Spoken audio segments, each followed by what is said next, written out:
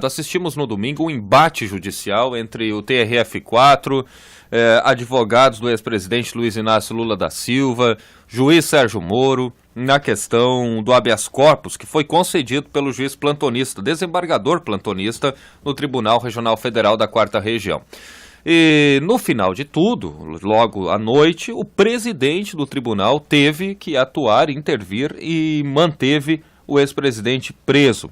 Bom, diante de tudo isso, se criou, não é, uma briga jurídica e constitucional, juridicamente falando, aqui no Brasil. José Luiz Blazac está na linha para a gente analisar um pouco, hein, doutor, esta situação, porque realmente, olha, eu particularmente nunca tinha assistido uma briga judicial tão intensa. O senhor, na sua extensa carreira, já tinha visto algo parecido, doutor? Realmente, a sensação que nós tivemos é que a casa caiu. E quando a casa cai, tem que começar a reconstruir lá do primeiro tijolo, né? Esta é a sensação que nós temos do Poder Judiciário brasileiro na atualidade. A casa caiu desde já há tempo, né? Vinha ruindo.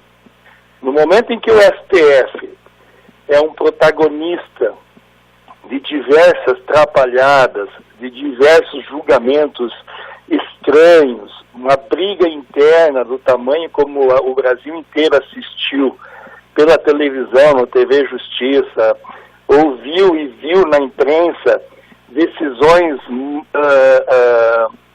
monocráticas por determinados ministros liberando presos a qualquer momento, enfim.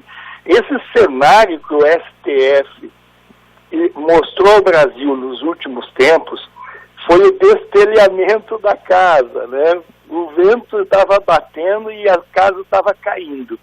E esse episódio de domingo foi, assim, o arraso total da casa. Estamos com o judiciário no chão.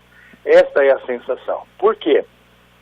Porque acabou a segurança jurídica, que é um princípio fundamental no judiciário.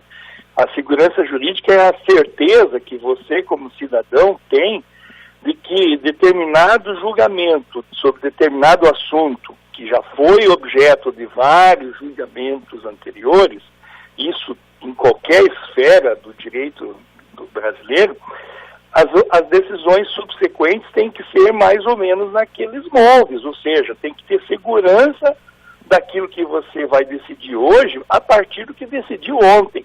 E o que nós temos no país é uma verdadeira insegurança jurídica, porque o que decidiu ontem, hoje, é totalmente deixado de lado. Não há uma jurisprudência mais no país que possa dar essa segurança jurídica. E pior de tudo, a nossa composição de tribunais, desde o Tribunal Estadual até os tribunais federais e STJ e STF, são tribunais que dependem da caneta do Executivo. Aqui no Estado, do governador, do TRF e dos superiores tribunais, do presidente da República. Portanto, nós temos uma ingerência política nas formações dos tribunais judiciais do país muito grande. Mas até ontem, vamos dizer assim, nós víamos aí um pouco de um certo cuidado, um certo bom senso nos julgamentos de pessoas que eram ligadas a um cenário político. Por exemplo, um governador, o tribunal, tinha os seus cuidados, ou então o presidente da República, o STF, STJ, STF principalmente, né, tinha seus cuidados. Então, hoje não temos mais isso. Hoje escancarou uma ingerência política dentro da política, dentro do judiciário. E a decisão de domingo foi realmente o embate a céu aberto, uma verdadeira luta de boxe judicial, né? Em que nós vimos ali uma disputa política versus força judicial. Ô, doutor, a gente tem no Brasil, acredito que vários brasileiros comungam da mesma ideia, um descrédito na política. As pessoas já não acreditam mais na política, nos políticos principalmente, não é? Estão desacreditados, desconfiantes. Porque a gente tem tudo que a gente tem visto hoje no Brasil politicamente nos remete a isso, a não crer mais em nenhum comandante político na esfera nacional. O povo brasileiro ainda confia muito no Poder Judiciário, tem uma afinição muito grande, né, na justiça brasileira, depois de tudo que foi feito dentro da Operação Lava Jato, que tem uma aceitação muito grande pela população do Brasil. Como fica a imagem de um tribunal judiciário depois de uma briga escancarada como essa, para todo mundo assistir, não é, o doutor Luiz? Eu digo para você que quem sai fortalecido dessa vergonha toda que nós estamos assistindo no Brasil nos últimos tempos é o juiz de primeira instância, é o juiz aí da comarca de Juiz, da cidade, que são os juízes monocráticos. Eles têm autonomia sobre o processo, sobre a condução da sua vara aí na comarca. Os juízes monocráticos estão fortalecidos muito. Por quê? Porque os tribunais estão com uma ingerência política muito grande. O juiz de primeira instância não é escolhido por político nenhum. O juiz passa no concurso, toma posse e ele vai para a comarca ser juiz. No tribunal, fora a ascensão dos juízes, dos magistrados, que são de carreira, e aí vai pela aposentadoria ou pelo merecimento, os membros do Ministério Público e da advocacia que compõe os tribunais e que também agora começa a se discutir se essa forma é a melhor forma de trazer essa ingerência fora da magistratura de carreira por meio de membros de tribunais da OAB e também do Ministério Público, que dependem da escolha do governador nos tribunais estaduais, né? E lá no STF e no STJ, evidentemente, aí todos os magistrados que vão para lá, tanto do 5º Constitucional da OAB, quanto que são originários dos tribunais que vão ser indicados, eles são da caneta do presidente. Esse modelo está sendo questionado. Então, veja só, a justiça hoje está desacreditada, a justiça dos tribunais. E principalmente a justiça do Supremo Tribunal Federal.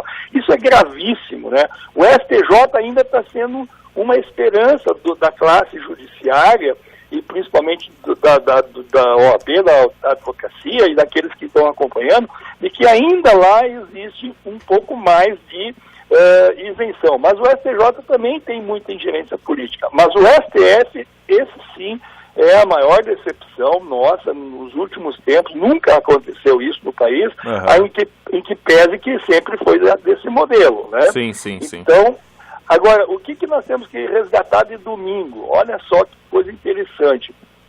Do domingo, ninguém ali tinha competência para decidir nada, para eu ter uma ideia.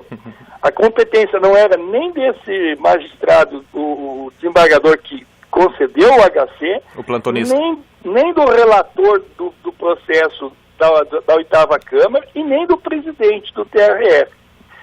A competência única para qualquer decisão era do STJ.